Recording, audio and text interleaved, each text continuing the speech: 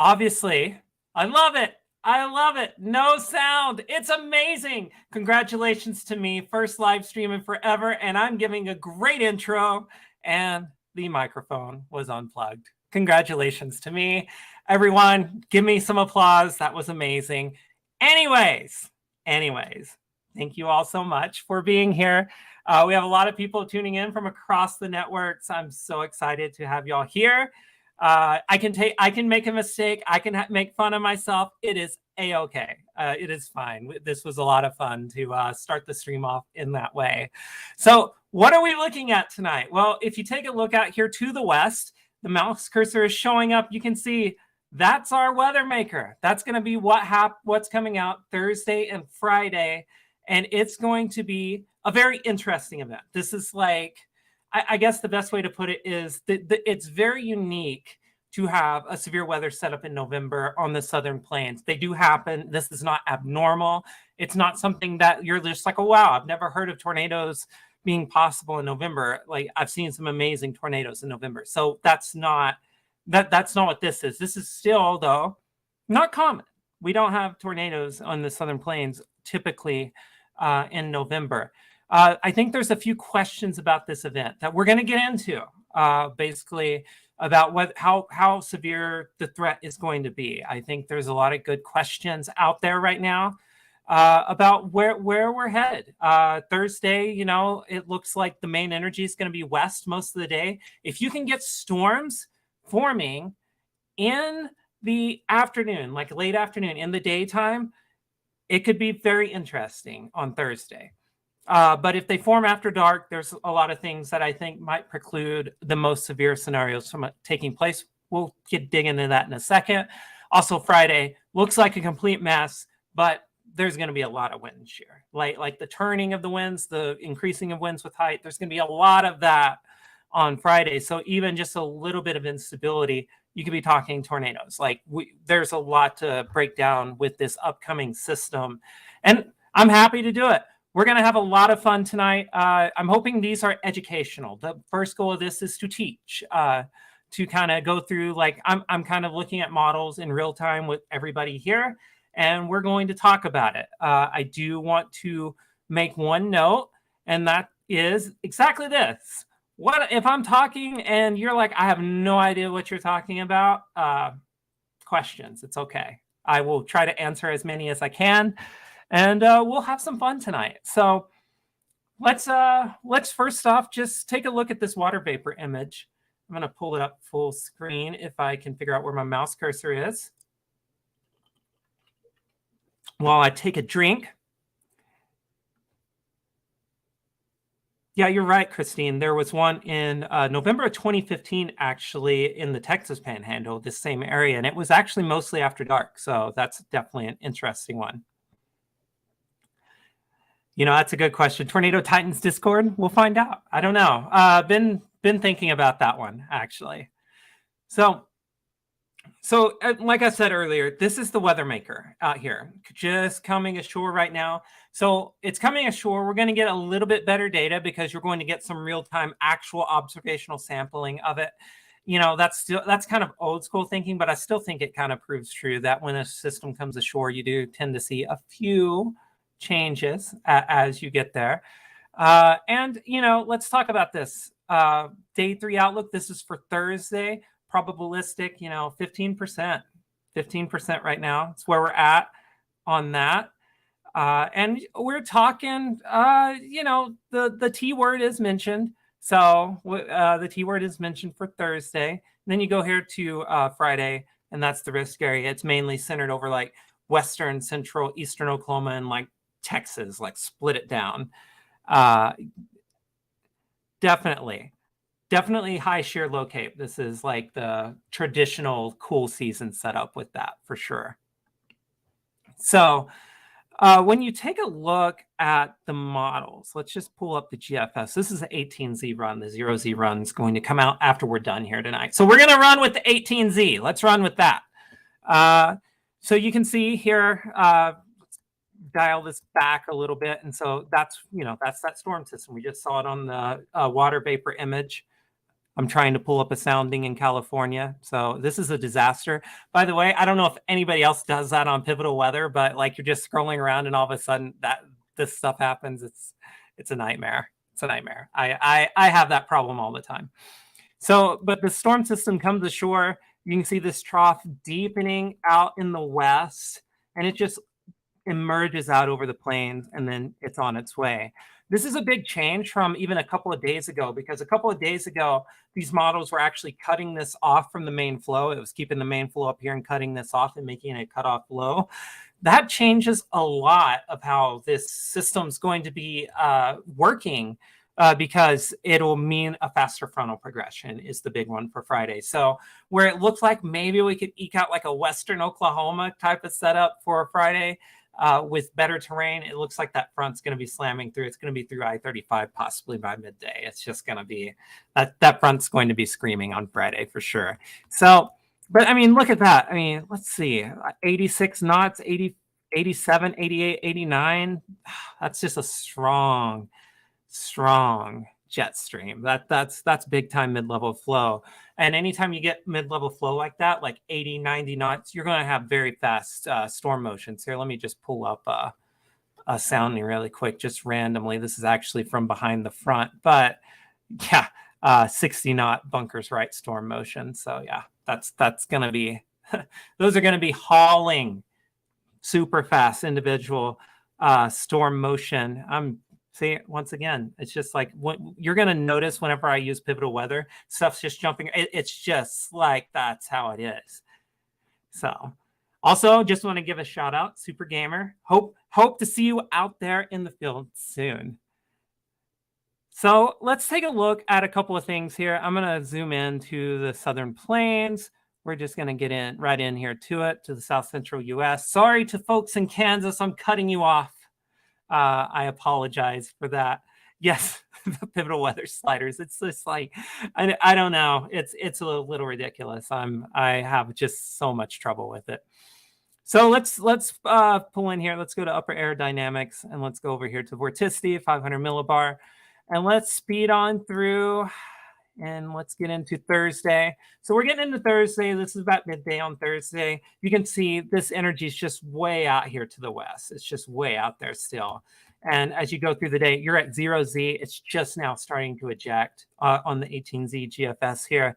And then it's starting to come out through the day. And then, obviously there it all is. And it just goes absolutely bonkers and bananas as we move through the day on Friday. That's Friday toward the evening. So you can see that just storm system ejecting out all that forcing coming in. It's going to be interesting. This is one way to see the forcing is the vorticity, like the area out in front of this would be where the greatest forcing is.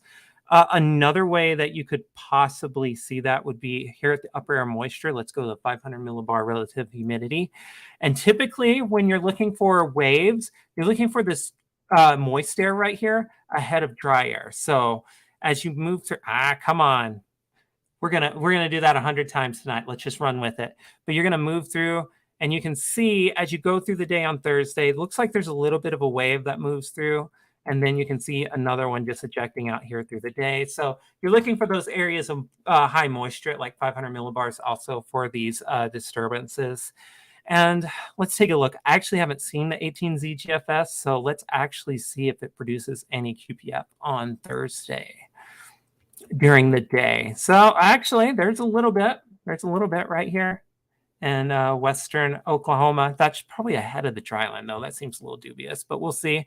But 0 to 3Z right there, it's forming storms in western Oklahoma into 6Z, and then it just moves stuff throughout the day on Friday. So that's actually a little bit of a change. Let me pull up the dew points. I'm interested now to see what happens here when I rock it in here. Actually, that is the dry line. It has that's a big change. I actually did not expect that, but the GFS actually has a dry line, has the dry line much further east. So let's pull up a sounding here really quick. Yeah, it's interesting. It's still very cool. Like 67. What is the high temperature forecast for like Sayre, Oklahoma? We're doing this in real time, folks. I'm told you we were going to just talk weather as I look through models. I'm here to answer questions too. Let's see. What is the high temperature in Sayre on Friday? 64, or Thursday, 72. 72. So that's not too far off, actually. 67. So it would probably be 67 after peak heating. So that makes sense. And yeah, unknown username, will I be chasing? That's a good question. I'll get to that in a bit, actually. That's what we call a tease in the business. So that's interesting. The surface sin is 134 minus 63 MLK or ML sin. That separation right there between the LFC and LCL, I hate that.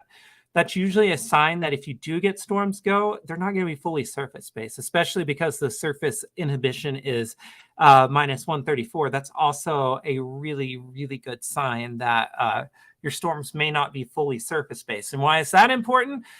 You want surface-based storms for the greatest tornado potential. Like that would be the thing you're looking for, would be good surface-based storms. And when you're talking, typically what happens at night is that the surface air layer cools off, and then the storms become elevated and rooted above the surface, and then your tornado risk goes way down. So we're watching that, actually. That's something I'm watching on Thursday. Actually, I don't know if this is going to allow me to do this. Nope, it never does. Let's actually roll this in. Let's go to, and I'm doing box soundings, by the way. I can't say it enough. Box soundings are the way to go. If you are a weather watcher, I'm just a big believer in them. Yeah, I mean, basically the GFS from 0Z to 3Z, you can see that big difference here in the surface layer. You can see how the temperature just goes down like this. It's no longer like this. That is just like, that's elevated. Those things on Thursday night, if that is indeed the temperature profile, will not be surface based. So, which would limit the tornado potential hugely. And that would be good because you have 232 0 to 1 kilometer SRH, storm relative helicity. So that's a pretty significant number. You're looking for over 100 on that for possible tornadoes. So yeah, I mean, this is exactly what I thought it was going to be, actually. This is still continuing that trend. Here we go again. Pivotal weather sliders striking again. I'm complaining about Pivotal Weather, but Pivotal Weather is like the best modeling website, in my opinion. So, I complain about all the great products. I complain about Sasquatch, even though I think it's one of the best apps known to man. So let's see here. And let's just go into 6C. I just want to see what that sounding looks like. Same story. I mean, that's pretty shallow, though. I mean, it is pretty shallow, but your 3 Cape by 6Z is only 10. You want 3 Cape, too, for tornadoes, just so you know.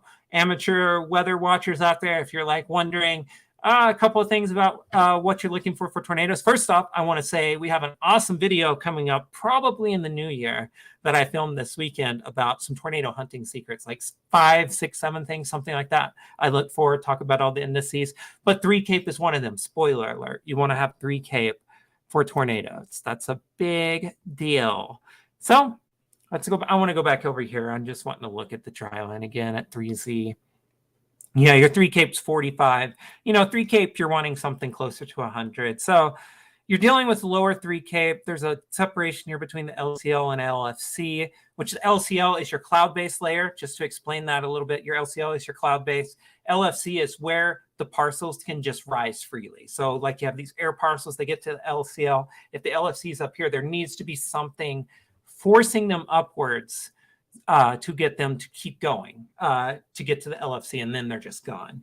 And oftentimes on the dry line, what that is, it's an upper wave. You need to have an upper wave that creates that lift and brings parcels up to the LFC. So that's one of the reasons why I think this would be brute forcing stuff up.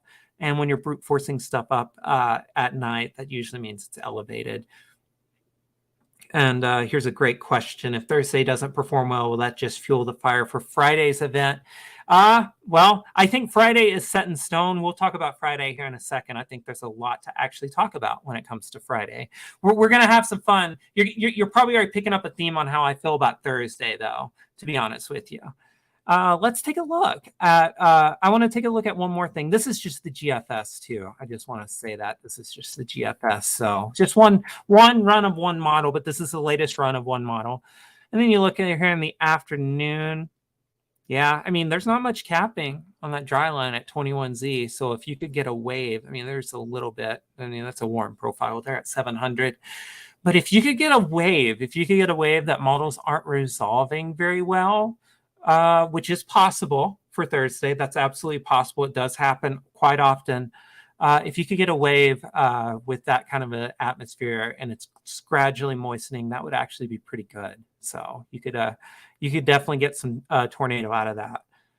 And then your bunker's right, storm motion, 42 knots. So no matter what you're doing with this system, storms are gonna be moving quickly. But that's the nature. When you're talking low Cape high wind shear, when you're talking high wind shear period, fast storm motions, right? So that's just is what it is. So yeah, let's take a look over here. Actually, I want to look at the 18Z euro because I haven't actually looked at that either. So let's actually see what it's doing with the precip because I'm actually curious to see if it produces precip in the daytime or not. So that's Wednesday. Let's roll through Thursday here, midday, middle of the afternoon, sunset, no storms. So the euro has no storms at sunset. No storms at 3Z. That's different. It had been producing storms in prior runs from 0 to 3Z, which would be that period from sunset to just after sunset. And there they are. Okay, there they are. And it has the dry line in the panhandle, which is where it's been on all the other models. So we'll have to watch that GFS. That GFS solution where it's more easterly is actually very interesting to me. It's a very interesting thing. So let's take a look ahead of those at 60. Let's see what's going on. Take a drink of water too. Similar story, but I mean, that is the similar story, the LCL, LFC separation, they're not a huge fan of that. Again, that tends to indicate to me these storms will be brute forced up and may be rooted somewhere up here as much as anything. But that's a very shallow, stable layer. I mean, that's not insurmountable for tornadoes, especially because you have a 63 3 Cape reading there in the lower layers, which is good. And then, yeah, I mean, geez, 199, 0 to 1 kilometer helicity. That's not bad. Photograph shape's a little wonky, but that's not too bad. That's not too bad. If you're watching this on YouTube, Facebook, Twitch, wherever you're watching this from, check out our YouTube channel and check out Cameron Nixon's video on our YouTube channel that goes over these photographs. You're going to be really thankful you did. You're going to learn something. So that's a great question. Unknown username here. Ask, what do we think about the triple point in Kansas on Thursday? So let's actually shift up here to central Kansas, or to the central US. I think we can keep it on this domain. I had been keeping it on the south. We'll go back to the south for Friday for something, but we'll keep it on this one for a bit. So what do we think about the triple point? Well, let's actually look. I haven't looked at that setup as much as the dry line because I could not make Northwest Kansas or Southwest Nebraska. There's no scenario which I'm making that. So I have a job. It's not going to happen. I'm not going to make it, but let's take a look at it anyways. I'm learning in real time with everybody. So it looks like it's starting to form storms along this front. I'm curious to see if that's anafrontal or not. They're in Nebraska. Looks like it's anafrontal. It's trying to do that, which anafrontal means storms are forming along and behind the front. And that's obviously like, you don't want that. You don't want anafrontal convection, to be sure. If you're a storm chaser, that's just that's a bummer. It's great for everybody else. It's great if you're here and you're watching and you're not a storm chaser. Anafrontal convection's like the real deal because you can get good rain and just a little bit of severe weather, but none of the really serious stuff. So looks like the Euro is developing stuff along that front at 0Z. Let's see what the environment is out ahead of that in North Kansas. Yeah, I think the first thing that sticks out to me is this right here. 8 3 Cape. Like there's zero instability right there. Like there's just not much at all. Here, let me make that full screen, make it a little easier to see. But yeah, that's not a lot of 3 Cape whatsoever right there. It's just not a lot. You're not going to get, and those, and say similar story here. I mean, that's just like, I hate that. I have chased a lot of days where this was the case, and in an environment otherwise supportive of tornadoes, like this photograph, that looks amazing. 246, 245, 0 to 1 kilometer SRH. That's incredible low level wind shear. But when your thermos look like this, I mean, that's just like, it just doesn't, it's not good. It's not, it just tends to, the low levels tend to be soft and mushy, cold looking is the best way, is how storm chasers describe it. And it's just not, I don't know. So, but that's at 0Z. Let's see what happens after dark. I mean, it's still got a storm there. Let's see if it like warms it up or something. No, we're dealing with a lot of the same problems there. Actually, you've got a minus 196 surface convective inhibition, which would mean these are elevated pretty strongly, actually. And then, I mean, I don't even really need to look, but let's look at 60 just to cover our bases. Yeah, same problem. And that's actually a bit of a bigger stable layer there at the surface. So, but man, that wind shear, that is some hardcore, really good wind shear. I can't stress enough. Thursday has some incredible profiles. Honestly, like I've been watching it, and there was a couple, it was like yesterday we were talking about it, and it really reminded me yesterday of November 16th, 2015, that nocturnal outbreak in the Texas Panhandle, which was just an absolutely fantastic chase day. But to get that, we had storms form like hour and a half, 2 hours before sunset. Like we saw a daytime tornado that day. So I can't stress enough how like storms forming at 9 to midnight is just not, that's not a typical tornado setup in November, any time of the year, much less November. And I'm a big believer in climatology and kind of sticking to that as well. Like if it doesn't happen typically, then it's probably not going to happen, but it may. The beautiful thing about weather though is it may. And that's the cool thing, because that's why we're all obsessed with this, right? Because even though it hasn't happened or it's unlikely to happen, doesn't mean it won't happen, but it is unlikely that you would get a tornado outbreak starting at 9 o'clock at night and lasting to like 2 a.m. It would be hard to have that happen in like May, much less November. But I mean, it's not impossible, but it's also not likely. But what you could get out of this though would be possibly, these things form into a line. They're marching east into the morning hours. Oklahoma City saw it a couple of weeks ago, or last week? Had QLCS tornadoes in the metro area, Oklahoma City, at like 9 a.m., 8 or 9 a.m. So they do happen, and these would be a band of storms moving in through the day, through the morning hours, and that's looking not so terrible. There's a huge separation there, though. I mean, these things probably are elevated, but a little bit cooler here, and that would be a much different story. Yeah, exactly. That's a great point right there. I'm going to highlight what Christine said, because yeah, that's exactly it. Like nighttime tornado events in the cool season are unlikely. They're not usual, but they do happen, and they're happening more and more frequently, seemingly, these days. So, that is something to keep in mind. Although, again, those storms did form. I believe the storm that ended up producing the big tornado, the Mayfield tornado, did form before dark that day, or right at dark. It was not like well after dark, but still, I mean, the point stands. That's an excellent point, Christine. Absolutely excellent. So yeah, there you have in the morning. You're moving through the morning. A couple of things that stand out to me when you have this right here happening, the red line and the green line on these soundings really close together. It means there's probably thick clouds in the low levels right there. So you have thick clouds in the morning ahead of these things. And actually, let's speed out here to 15Z. A couple of things. I mean, this is the Euro, and looking through it, you can just see there's like storms everywhere. That's because that forcing's like coming out and it's just like running. So somewhat decent. Let me pull that comment up instead of reading it. There you go.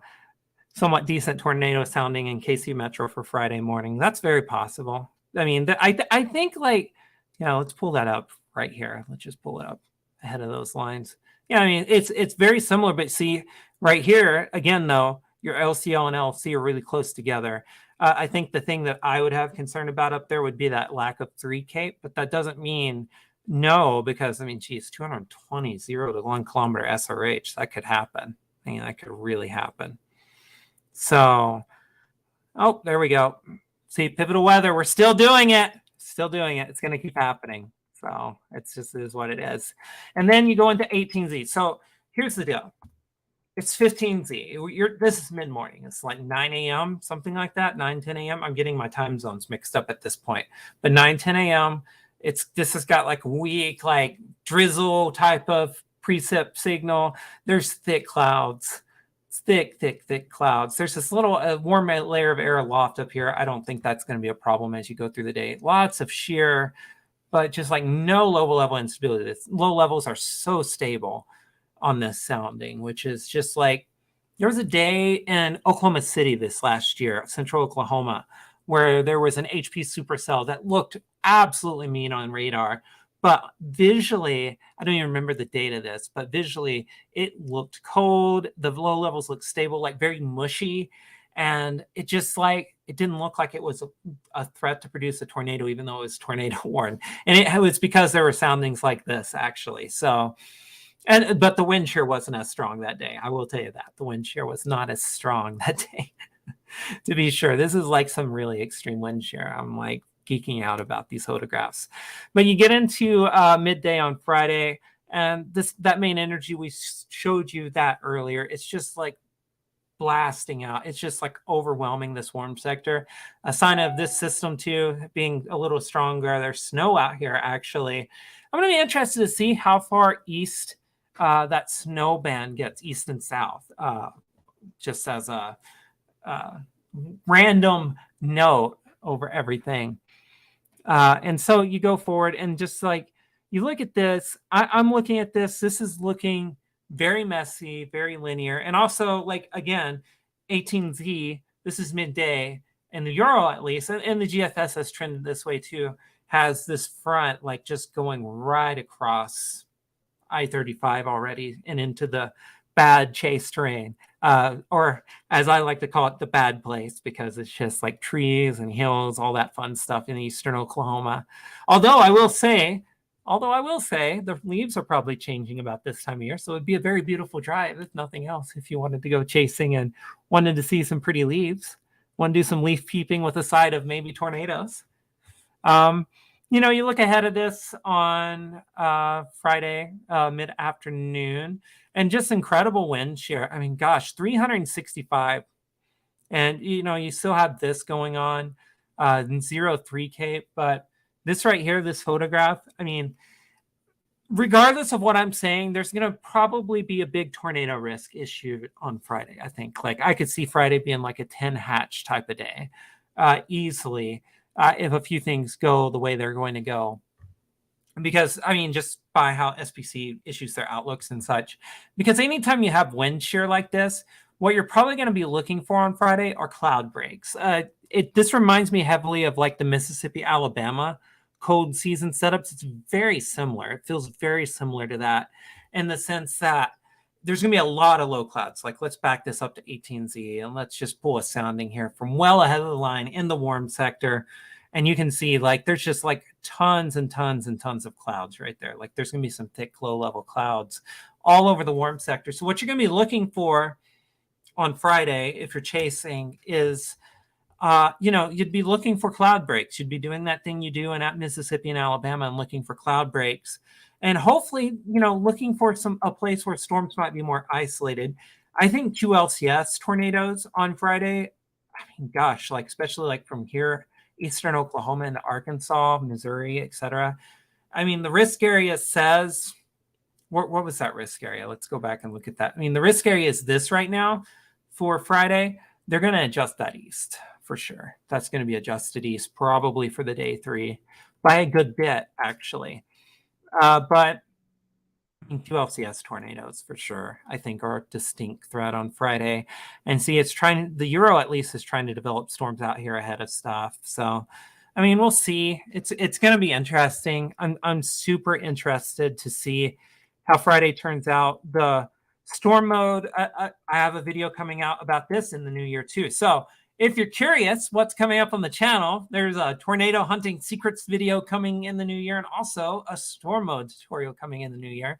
But the TLDR version of that video is you're looking for cap, forcing, shear vector compared to the boundary, what kind of boundaries happen, forcing, convection. Those are the things you're looking for storm mode. You have a ton of forcing. You have not a lot of capping. If you look, I mean, let me pull up the dew point here just so we can see this better. And once you get into Friday, let's go right here. So you can see the front is kind of doing this slanty thing and then kind of goes north-south. This is actually like a dry line cold front pseudo hybrid thing going on right here, which does happen a lot of time in the cool season. So it's not quite a dry line, but it's not quite a cold front. It's like people have a hard time trying to figure out what to call it. I just call it a dry front because why not? But, you know, let's pull up a sounding. This is probably going to be contaminated doing it blindly. No, we're good. That's not any good. No, that's not any good. Let's go out here. Goodness, that's not any good. That's not a good sounding. Okay, here, this one's a little better. So you can see the 0 and then the 6 kilometers right there. I don't know if you can see that, like the numbers, but 0, 6. So keep that in mind. Like if you drew a straight line from 0 to 6, that's your 0 to 6 kilometer shear vector. And if you go back here and look, oh, come on. See, once again, pivotal weather sliders. Oh no, this is a disaster. It's a disaster. But you can see very similar direction there. So these, especially up here north, that's just line. That's just line. Yeah, it's going to be a line. That's the surging cold front. Very little capping, tons of forcing, parallel shear vectors. There's nothing more to talk about. That's a line. Down here is going to be more interesting because the initiating boundary is more north-south, and you can see it's similar shear vector coming out over. So still, though, it's not quite perpendicular either. So the other things start overwhelming at that point. Friday's going to be crowded storm modes. I mean, it just is. And then you go into the overnight hours. I mean, here in Arkansas, I'm afraid to see what this looks like because that's ridiculous. 400 0 to 1 kilometer SRH. So if you could somehow keep this line surface-based as it moves east overnight Friday, you would have a definite tornado risk. I think the theme of this whole event is, are storms going to be rooted fully at the surface? Is there going to be instability? Is there going to be cloud breaks? All those things. Like, I think all those things are very much like, we absolutely have to keep those in mind. Those are considerations for this event. So let's see here.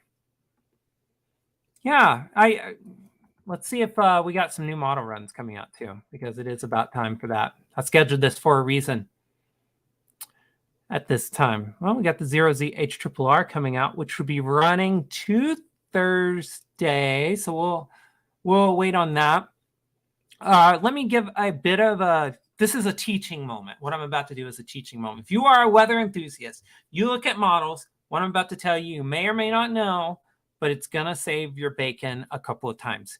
We're going to the NAM because a couple of things that I want to point out with the NAM. Let's roll out here to Thursday. This is 18Z. I have not seen it, but it again has the dry line way out here. That's a bias of the NAM. NAM, NAM, whatever you say. I say NAM, whatever. But it tends to keep the dry line further west because it doesn't mix it as hard. So you can almost, it's like clockwork. The dry line's going to be further west. Fronts are going to be further north. It's just a little slower on everything. Just always is what it is. Another thing that it always does, which doesn't seem to be as much this time. Oh, it definitely as much. Has a surface temp east of the dry line with pretty decent sun at 60 on Thursday, which is just absolutely not going to happen. This model, the NAM, is historically and has always been cool on the temperature and too high on the dew point. Typically, the dew point actually looks pretty okay on this one, but typically it's definitely cool and a little bit too moist as well. So if you are a weather person and a weather enthusiast, you're watching this storm chaser like me, and you didn't know that, now you do. So, that's a great question. I was about to dive in to just that, the SRAF. You have helped me out. That is what we call a helpful segue into what our next model we're going to look at as I wait for the HRRR to get to 48 hours. So the SRAF. First off, let me go over the SRAF a little bit. It is a short range ensemble forecast. So what that means is that this takes several models, combines them, and creates an output based on all of those. Yes, it is coming in for sure. Definitely going to have to take a look at that. Yeah, it just started. We're up to 3 hours. I'm looking forward to seeing what it says tonight. So when you look at the SRF, let's just go to 6-hour QPF because I think that will be instructive. This is taking several models, combining them, making them one, and you're kind of getting an average, which I find this SRF and HRF are like the two models that I couldn't live without. But technically by that, I mean, I couldn't live without any of the models because they take all of them into account. But I love the SRF. So let's see here. Very interesting. Definitely producing a lot of that. That's silly. 0.01, that's just showing the drizzle and stuff. So yeah, because there's no way you're going to get precip all the way through the day there. So just check out the mean. All right. See, it's wanting to develop stuff during the daytime hours, 21 to 0Z, which would be not so bad. And then moves it all east, which we're expecting. Like, what's going to happen is you're going to have storms form on Thursday. Absolutely, you're going to get storms on Thursday. Like, 100% going to get storms on Thursday. It just might be after dark. And when they start, they're just going to roll east. They're not going to stop. They're just going to roll east. So the question is like, when do they become surface-based? If they become surface-based, will there be storms forming out ahead of that band of storms along the front, etc.? Those are the things that we're looking for. So, but yeah, that's interesting. So I love when I take a look at it. A couple of things right here. I love this map, which takes the Cape, the bulk shear, and the possibility of convective QPF, combines them all, tells you what it could say. So what could happen. And so we go to Thursday, you get the 21Z actually. It's saying, hey, this is not so bad. 10 to 20% of all those things happening, not bad. And you get to 0Z. Once again, it's showing a chance there. And then you go into the overnight hours, and obviously things just start happening and you get that. And I think what's happening here, it disappears on Friday a little bit. And I think that's because the Cape is just going away there on. Just going away.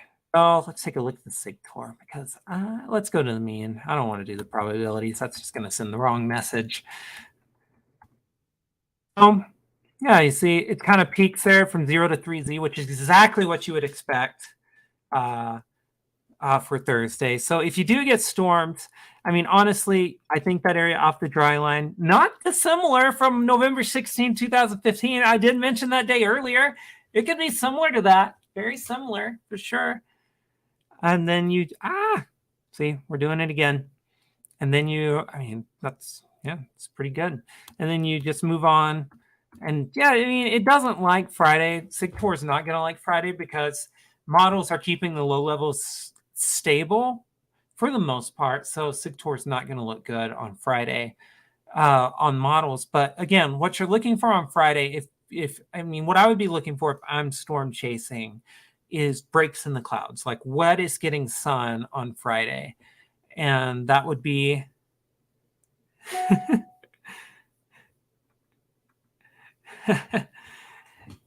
yeah, I mean, I'm going to keep that up just so I can address that. Yeah, I mean, here's the deal.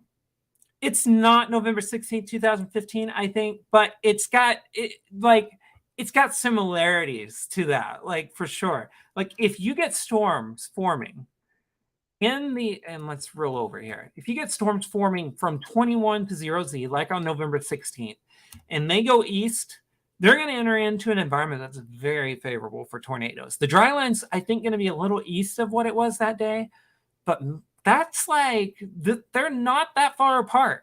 Like they are truly not that far apart. The question I have is when storms form, because if they can form before the sun sets and they're surface based, they're going to stay somewhat surface based into the evening. If they wait until after dark to form, they're going to tend to want to be a little bit not surface based. So, I mean, it just depends on when storms form. And quite honestly, like I want to say, I wish I could be here 48 hours before the event and tell you exactly when they are.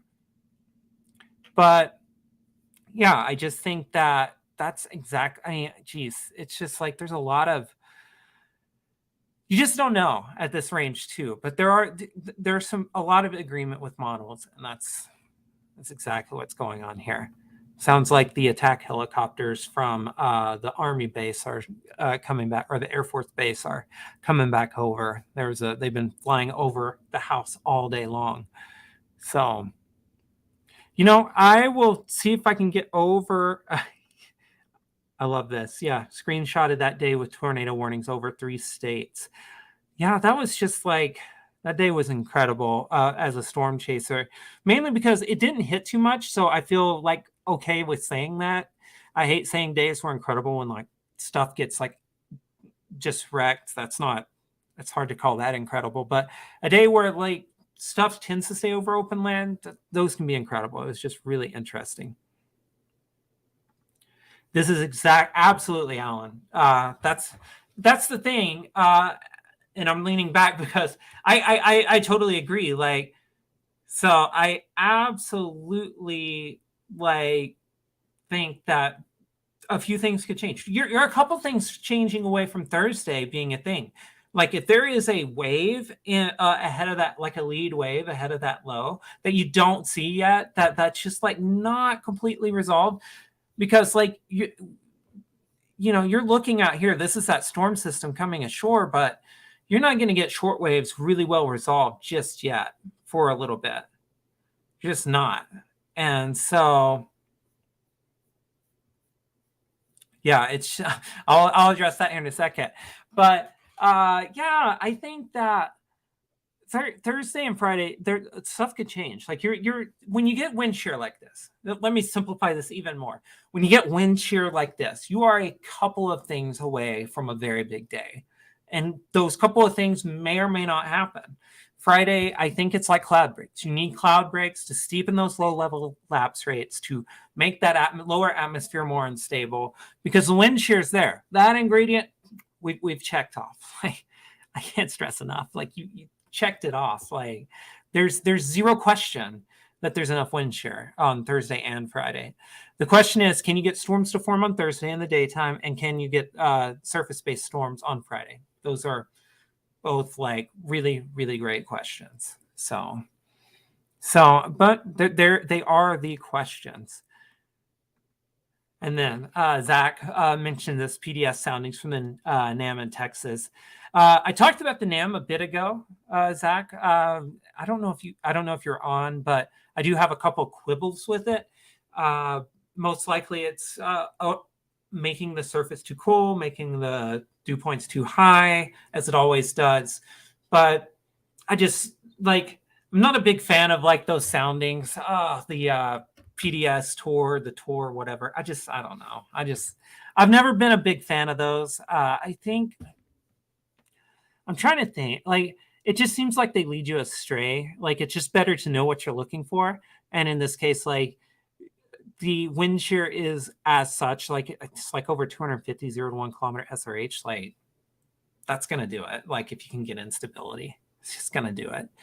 So just my opinion, but it's just a question on Friday of if you can get instability to happen is the question. And that's it's a really good one, actually. Really good question. So, I think, we're waiting on models to come out here. Let me take a look at this really quick with you all. Surface data.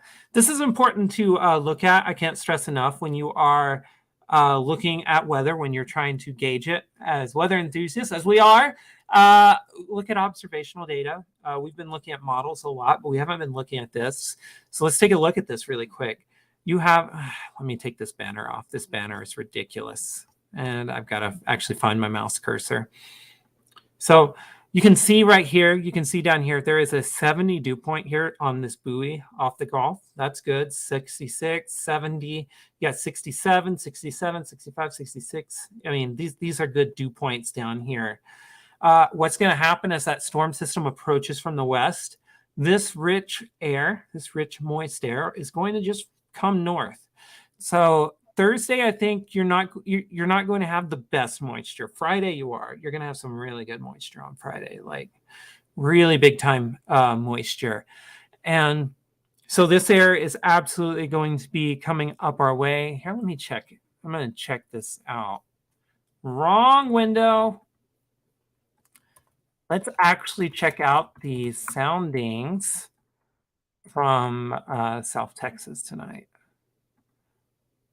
There we go. Look at that. That is some good moisture, actually. 71 dew point at Brownsville. Look how deep that is, all the way past 850. Wow. That's you're dealing with real deal moisture when it is that deep. That's really incredible, actually. That's some really rich air. That is unseasonably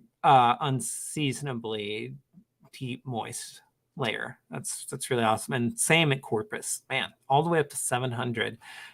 It's just like, and there's probably been a lot of clouds at Corpus tonight, and those lower levels, 850 to 700, but some really high quality moisture. You're not going to be worried about that this one either. So, I was talking about wind shear checked off, moisture checked off. Like, don't have to worry about it. What you got to worry about is heating. You do. I mean, it's just heating. Are you going to get sun? Are you going to get enough sun to break the cap? Are you going to, on Thursday, are you going to get that lifting you need? And on Friday, are you going to get enough sun to get storms to really root at the surface? Alan's got a great question here. I think, honestly, Alan, we're 48 hours out as of tonight on Thursday. I think this is the range where I start feeling pretty confident, especially when models are agreeing. And which happens a lot, actually. Like, I feel like models are doing pretty good agreeing with each other. Where you're going to confuse yourself, and a lot of people will, is by looking at cams, by looking like the HRRR, the FV3, and just like really diving into that and getting into the nitty gritty, and then just being like getting yourself confused. I'm a big fan. I started chasing in 2003. So I just dated myself. Congratulations, everybody. I'm a little older. Not like, I mean, I'm still in my 30s, goodness. But yeah, I'm not young anymore. And when I started, like you did the forecast before you didn't have cams. You didn't look at simulated radar. You looked at stuff like this. You looked at the soundings in the morning. You looked at the observational data. You took a look at weather models on Twister data. And you went out and you chased. Like, you had the GFS, the RUC, and the NAM, and you just you ran with those and made it happen. So, and in those days, like, it was the day of. But now, I feel like you know for sure. Like, 48 hours out, you can start getting a really good idea. Like, this day's got potential; it could happen. And then, like, a day before, you can start really feeling good because every high res model has these days in their sites. And then, from there, just like confidence increases. You can get surprised, of course, But it's kind of like my best advice on models is to always take them seriously, but never literally. Like never look at them and go, yeah, this one run of this one model is exactly how the day is going to go. Anytime I've done that, I've really regretted it. It's been really sad. I've had some pretty bad busts over the years, as all of us have, because we have put our faith into something that did not need to have our faith put into it. So let's go back over here. HRRR should be out. Let's check out the 0Z. There we go. Let's take a look here. Does the HRRR develop storms in the daytime? Let's find out together. Okay. 21, 22. Oh, it's doing it up here in Kansas. Let's take a look at that. 22Z. Yeah, that's not too bad. That's not bad. Dew point is only 50, but the HRRR, we're talking model biases. We've been talking about them with the NAM. HRRR does tend to dry out those lower levels, mixes stuff down. So you can get some really anomalous convective signals because of that, because it'll heat up the lower levels because it mixes. So as moisture mixes out, the temperature will rise. Drier air, it gets hotter. Typical, very basic meteorology. But so I don't know if the dew point's going to be as low as 50. And I don't know if the temperature is going to be as high as 68 up there. So you don't know if there's actually, you're going to definitely get a storm, especially at hour 48. HRRR hour 48 is just like, we're looking at it, but it's notoriously unreliable. But you can see it forms that storm and just moves it quickly north. It's trying to form stuff out here in the Northeast Texas Panhandle. Let's take a look at that, though, see what it's doing. 55, still got that a little bit of separation there. Minus 130 convective inhibition here at the surface. So, I mean, that's, again, same story. It's showing the same. All the models are rhyming. They're not showing like the exact set of conditions, same stuff, but they're rhyming. Incredible wind shear. This one has, the HRRR is 324, 0 to 1 kilometer SRH. So, but they're all showing something similar with, the surface parcels are not going to be able to rise up the way you want them to. Some will, but not all. So they're not going to be fully surface-based, even if they're forming late in the day on Thursday. Does not mean you can't get tornadoes, just means that in an otherwise perfect environment, they might not. Oh, Alan, this is a great question. This is a great question, Alan. I have a rule, and this is like, I want to put a caveat on this. Of course, storm chasing is dangerous. Like, if you do storm chasing, if you were at a storm chase, just know bad things can happen. Your vehicle could get absolutely destroyed. You could end up in some perilous positions. Lightning, real deal, scary. Tornadoes, big problem. But what I try to tell people, because I get asked this by newer chasers all the time, and I think the simple rule is stay right. I mean, I produced a video on this like a year ago, but it's stay right and you're all right. Like if the storm's moving northeast, like let's say it's moving northeast, up here like is north, that's the hell core. It's where the tornado's going. It's also like when the tornado weakens, they turn left. That's just, it's physics. They turn left when they weaken. So if you're left of that mean storm motion, if you're looking at the updraft and you're to the left of that, that's the danger zone. Lots of bad things can happen. That's where most of the lightning is too. If you're right of it, so if the storm's moving northeast, if you're looking at it like from the due east back to the west, you're good. That thing, if all else fails, your car gets 4 flat tires, the engine blows up, something like that, that storm's going to pass harmlessly to your north. You're good. So do that. Make sure you always have a south escape route at the same time. You'll be pretty okay. Give yourself some distance too. Distance is key. So, and this is a good question. I checked this a second ago, but let's check it again actually, because I actually did want to look at it again. So yeah, you can see, and I mean, I don't know if it's going to be, this is going to be a thermo profile. It seems maybe not, but I do like that. If this happened at like, if the HRRR was like verbatim, right? 202, 0 to 1 kilometer SRH with this thermo profile. And I mean, that's not too terrible. And that's not too terrible. Minus 67. That's not insurmountable. You could, it could get interesting really quick. You would need a little bit, I think, a little bit more moisture. These two would have to be closer together for this to be tornado time. But I mean, the problem is, though, of course, if you have less on the temp and higher on the dew point, like if you have a more moist air mass, then your surface layer is going to be capped. So I mean, it's just like you can't win, right? You can't win. But what you would ideally need is for there to be a lot of heating up there in northwest Kansas through the day, and for the dew point to be a little higher, and you would be rocking and rolling at that point. So yeah, I mean, this is like would be best case scenario for Thursday, like really and truly. Like HRRR is giving you the best case scenario for storm chasing on Thursday, because this would be like you'd have storms. Actually, they're starting to form here at 22Z in West Kansas. That's out there by Gene's house. We tried to get Gene on tonight. Tried to get Gene to come on and talk with me about weather, but he's in the middle of harvest with his family in Nebraska. So, yeah. I don't know if I'm going to go over here. I'm curious now. There's no way all these other models are showing like mid 42 points in the middle of the afternoon, but I'm curious now. Okay, maybe they will be. Maybe the HRRR, the new update, is really handling the low level moisture better, because that's not bad. That's very similar. Now, here's a great question, Zach. We are an hour in, so I should actually talk about my chase plans. My chase plans right now, as we speak, are on hold. I'm just going to be honest. I do not like Friday at all for storm chasing. I think that Friday is like too far east for my taste. First off, to put context to this, I'm in Albuquerque. I live in Albuquerque right now. For now, I live in Albuquerque. And Friday is going to end up being a like 10-hour drive for me. And 10 hours for what is going to be crowded storm modes. You're going to need some miracle clearing for tornadoes. It's going to be hard. It's going to be really hard to chase. I'm not planning on Friday at all, like as of right now. Could change, especially if like the system slows down, it's a little further west, something like that.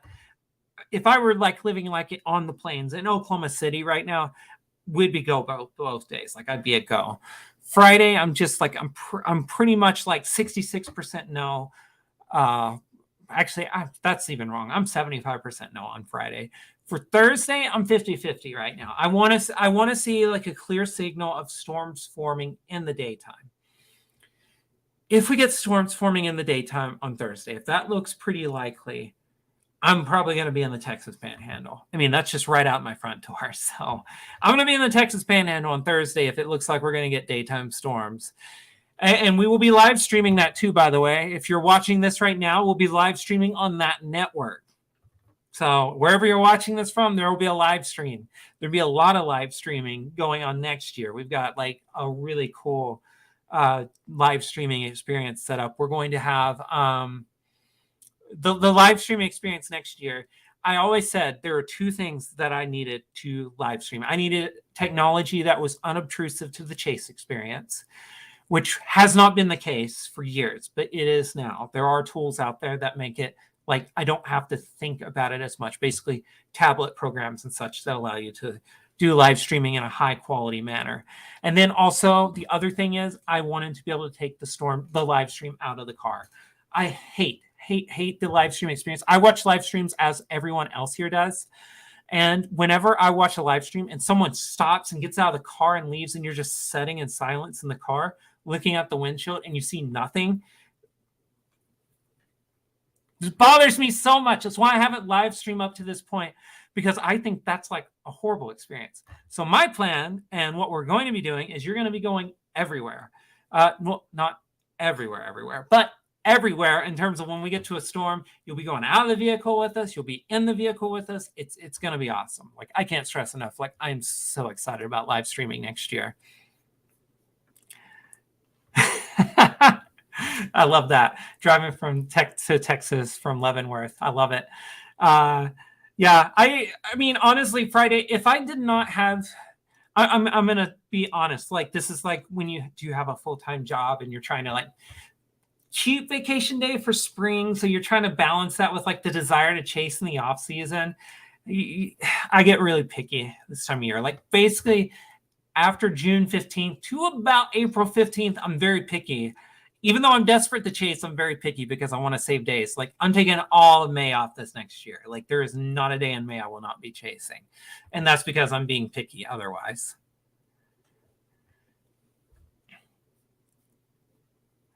Okay, I'm reading this in real time, unknown username. I apologize for that. Do you use a Wi-Fi hotspot booster? And if so, which one do you use? What camera do you use for streaming? Okay.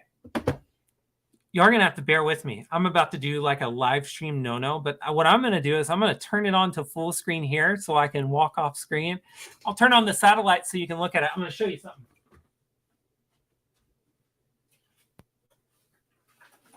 I'm just across the room. Don't mind me. Okay. Let's do this. Let's bring this back up. I'm going to bring myself back up actually full screen for demonstration time. There we go. Full screen for demonstration time. So live streaming Wi-Fi hotspot booster. There's a couple of things I use. First off, I'm streaming through my phone. So you can see that right there. What are my notifications? I don't want to be showing those off, but yeah, you can see that. I'll live stream through that. AT&T just tether it to my live streaming equipment. I'm actually using a tablet system of sorts to live stream this next year, but I'm keeping some of the things top secret. But also, I'll use this Verizon. So basically, like AT&T, Verizon, whichever one's got the best signal, we're using that to stream with. And then camera-wise, I'm using this for the dash cam. This is a Panasonic X1500. Going backwards and forwards. So I'm using that for the dash cam. I will also have an interior camera, which is going to be a Sony RX0 that I've had for years and years. I'm just going to hook it up to the system. And then for the outside cam, which is also my main cam, it's that thing right there. That's my Panasonic G9, just sitting back there on top of the blanket, which, by the way, I just want to give a shout out. My mother-in-law made this blanket back here. People probably think that's like, looks terrible. I don't care. Those are my mom's t-shirts that were made into a blanket, which was made after my mom passed away. And I keep that back there because she's always with me. So I keep that back there so I can always look back and remember her, remember all the good times. So those are the three cameras I'm using. And then I believe I have, and then I'll have a fourth one, which will basically be like how I'm doing this right here and showing off the weather. We're going to be doing that too. We're going to be talking about the weather in real time, doing a lot of this interaction in the real time. It's going to be awesome. And yes, Christine, absolutely. Like, we streamed in 2011 and it was a lot of fun. And I involved people. Like, we talked. It was like you were chasing with us. That's what I want. Like, I want people to feel like they're in the car. I mean, I do. I just want them to feel like you're part of the chase. You're talking idle talk with us. You know, you're asking us questions. We're asking you questions. I've been wanting to do this like for years. I've been wanting to do it the right way. Tornado Titans, we try to do things high quality, and I never wanted to stream and have a stream that was just like people were like, you were being left in the car. I mean, imagine going storm chasing and you stop and you're not allowed to be out of the car and you're just sitting in the car in silence while the tornado is going on. I mean, that would be terrible, right? That's why we're using that camera right back there. So you'll be able to go with us and you'll be able to go everywhere you want.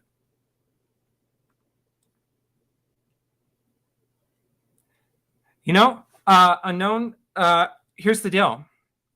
This right here, get this.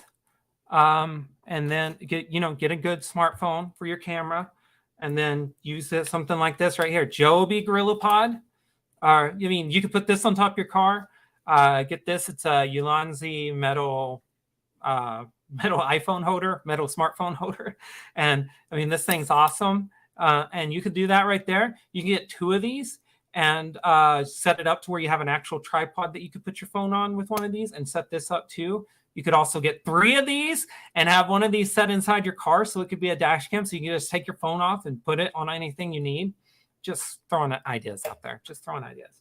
That was my cheap. That was like before I decided I was going to invest money. That was going to be my cheap way I was going to do it, but that didn't feel too fulfilling to me. But I was going to do it that way anyways.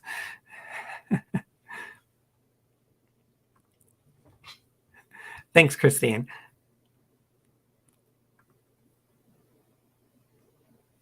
You know, Alan, here's the deal. I think that, I mean, without wading into the complicated topic of like, is the planet warming and all of that, because I think like when it comes to tornadoes anyways, there's the relationship there isn't as strong as it might be for other weather phenomena to begin with.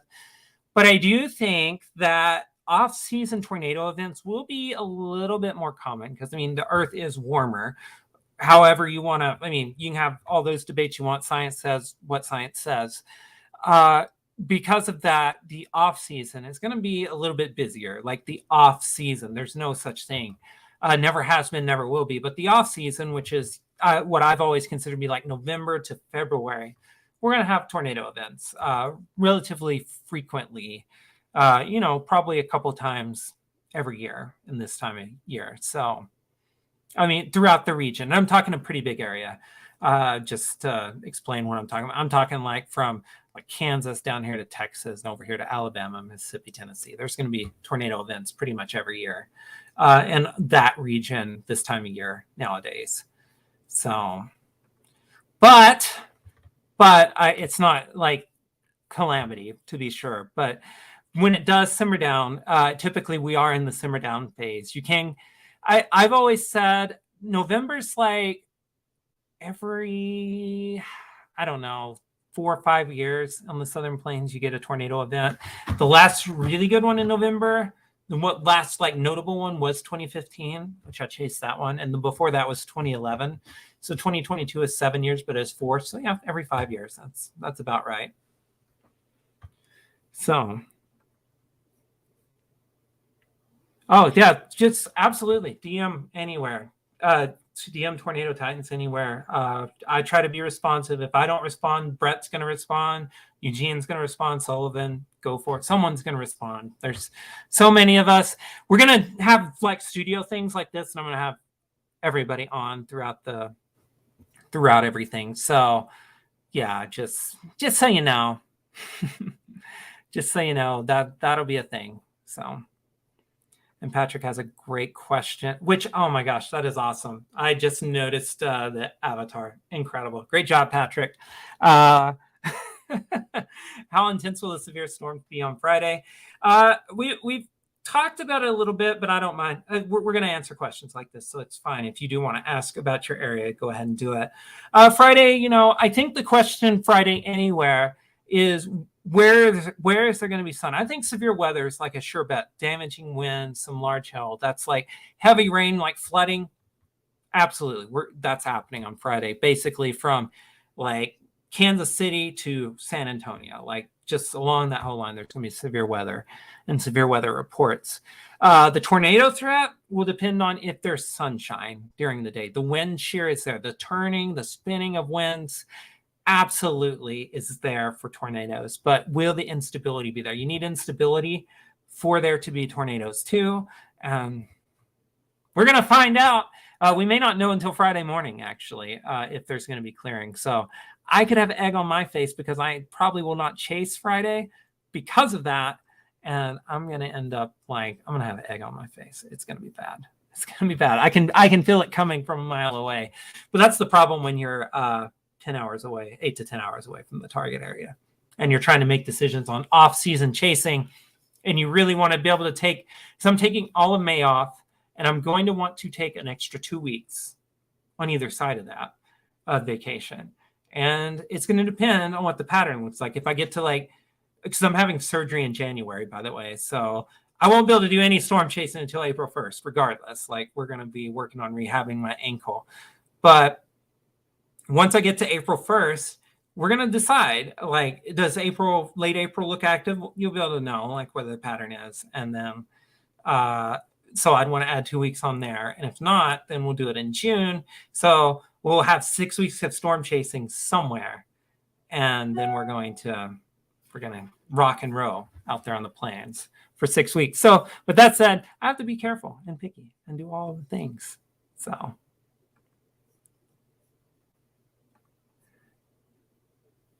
thanks, Alan. Thanks so much. Yeah, here's the deal too. Like I'm gonna take a drink really quick. My throat's getting dry, but 1 second. Yeah, here's the deal. If you see me out there, which is pretty rare because I tend to I'm a hermit. I mean, I'm a chaser hermit. It's bad. But if you do, please come say hi. I'm so shy in person. I'm a horrible introvert. It may not seem like it, but horrible introvert, horribly shy. If you see me, come say hi. I will talk your leg off. But me initiating the conversation, very hard for me to do. It's not typical. So if you do see me, just come say hi. I would love to talk shop on any given day. I'll even share what I'm seeing. I don't care. A lot of storm chasers. Here's the thing that annoys me about storm chasers. Some of them at least, is that the competitive, I have inside knowledge and you can't know. Well, everybody's looking at the same stuff. There's no secrets. I'm sorry, there's no secrets. So I just want to recap what we've talked about tonight, just really quick. So, here's that storm system. It's out here in the west. It's going to come on out Thursday and Friday. And yeah, it's going to be interesting. Thursday, I've said it several times. We're going to say it one last time. So there's probably people who have joined who just tuning in. So Thursday, I think the question is when storms form. That's going to determine the tornado potential on Thursday. If it's during the afternoon, storms are going to be surface-based. They're going to be rocking and rolling northeast, and it's going to be interesting at that point because the wind shear is perfect for tornadoes. It's just there. So Thursday, the key to tornadoes, I think, is getting storms before dark. Otherwise, they're going to be rooted above the surface, and you can just count it out. It's not happening. I think at that point. Friday, I think you're going to have storms going on all day long. And then, so to get tornadoes on Friday, you're going to need clearing in the ahead of that line. You're going to need the low levels to destabilize because, again, the wind shear is incredible on Friday. It's very favorable for tornadoes. So you're going to need instability. We're going to know all of this. We're going to know more about all of this in the coming 24 hours. We're going to have a pretty good idea about whether you're going to get daytime storms on Thursday, probably by tomorrow afternoon. It's going to be pretty obvious. And then Friday, we're going to start getting a good idea as the high-res models get a view of it and such. So yeah. Let's see here. Yeah, I promised myself I was only going to do this for an hour so I could go hang out with the family. And here I am at an hour and 18. So I've already broken a promise tonight. So with that said, thanks so much for watching. This has been fun. I posted the video today. If you haven't seen it, it's on YouTube. It is 7 essential items for storm chasing. And if you are a newer storm chaser, someone who wants to get into storm chasing, this video is going to explain so much. It's going to be, you'll love it. And we've got a whole lot more coming, the YouTube channel especially, but also Facebook. We've got a lot of cool stuff coming. So can't wait. I've already previewed some of the live streaming stuff we're doing next year. So I guess until next time, we'll see you later. The biggest and baddest thunderstorms on the planet form every spring thanks to a unique set of ingredients in the United States. Oklahoma, taking on some hail right now. Every year, these ingredients come together to create an atmosphere favoring rotating thunderstorms. These rotating storms are called supercells, and these supercells are tornado factories. To storm chasers like myself, supercells are the ultimate catch. They're literally what most of us are after. These rotating storms can take on many interesting and unique shapes. From scallop bases high above the surface to low base churning demons threatening to drop a monster tornado to the more picturesque flying saucer look. Supercells are why I want to take my camera out of the bag every spring.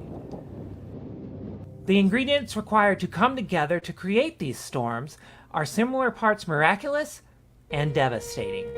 To create a supercell, you need the ultimate atmospheric recipe. The first ingredient you need is warm and humid air in place at the surface with colder and drier air aloft.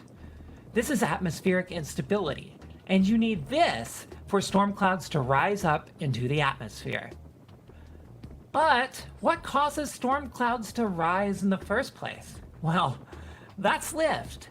You can get lift from many sources, from surface boundaries like fronts or the dry line to warm air advection and even to upslope flow. Lift is usually maximized near clashing air masses, but you can also get lift from other processes as well.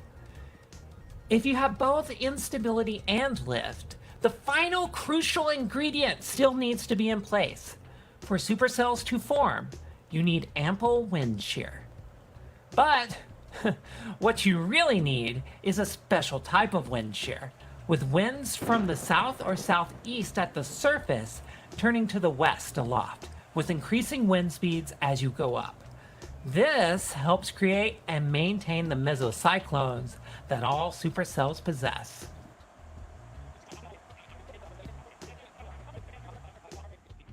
When you mix all three together, instability, lift, and wind shear, you get an environment ripe for the tornado factories known as supercells. But not all supercells are created equal. In fact, there are three main types of supercells that you will commonly see. The first, and perhaps most common, is the high precipitation supercell. These monster storms have the lowest levels of the mesocyclone completely obscured by rain. These are dangerous storms to document, to be sure, with the tornado oftentimes hidden behind a wall of rain. Another type of supercell is a favorite of mine, and many other storm chasers as well. It's the low precipitation supercell. These storms are typically the exact opposite of the HP, with sometimes seemingly no precipitation falling at all. Tornadoes with these types of supercells are more rare. But beware, driving near this spinning storm cloud could result in you encountering giant hail. The ideal tornado factory, though, is the classic supercell. As you might have guessed, these are a middle ground between the HP and LP storms and are examples of supercells perfectly in balance. The low-level mesocyclone isn't too waterlogged, but there is enough of a storm core to set in motion the processes you look for to get a tornado to form. Many of the most notorious tornadoes in history have come from classic supercells. But why are supercells so good at producing tornadoes anyways? Let's look at how these factories churn out twisters. Tornadoes form in environments with both lower cloud bases, thanks to higher humidity near the surface, and stronger low-level wind shear. Both of these, along with my preferred isolated storm modes, are the ingredients I look for to choose which chase days to pursue each spring. After a supercell has formed, the manufacturing process begins immediately to produce a tornado. Storms that are by themselves or isolated stand the best chance to manufacture a tornado. This is because the processes that go into producing tornadoes are very fickle, and disturbances from other storms can jam up the gears, so to speak, putting the entire process on hold. Now, the first stop on the assembly line is the storm pulling in the rich and unstable air into its updraft, which is the visible cloud of the storm. This is called inflow, and you'll often hear storm chasers talk about this being the first sign a tornado could be coming.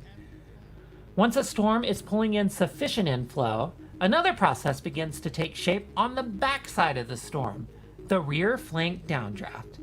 This piece of the process is a unique component of the supercell, and it likely plays a key role in the formation of a tornado. Science hasn't quite settled why, but there are some clues. As the rear flank downdraft descends and wraps around the southern end of the mesocyclone, and then around to the east side, this helps focus the rotation in a smaller and smaller area, while lowering the pressure underneath the updraft. As the spin of this feature increases and deepens, a funnel may become visible and start reaching toward the surface. Eventually, you'll see signs of ground contact as this process plays out. The Tornado Factory has done it again. So hey, now that you have the basics of supercells, it's time to look deeper. Check out one of these videos on how weather forecasters know supercells could be on the way to keep your learning journey alive.